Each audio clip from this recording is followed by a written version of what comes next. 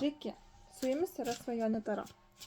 Žiūrėsime dienos kortą Liepos 31 dienai, antradienį, kasgi laukia būtent šitą dieną. Strauksim. Taip, kelias. Iš tikrųjų, turėsit pasirinkti tam tikrą kelią.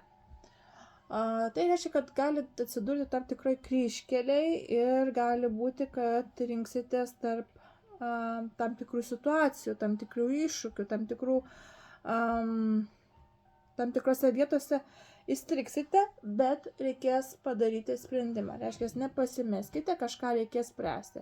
Nuspręsti, kaip elgtis, ką toliau daryti, labai gerai apgalvokite, kokią kelią ir į kurią pusę norite sukti.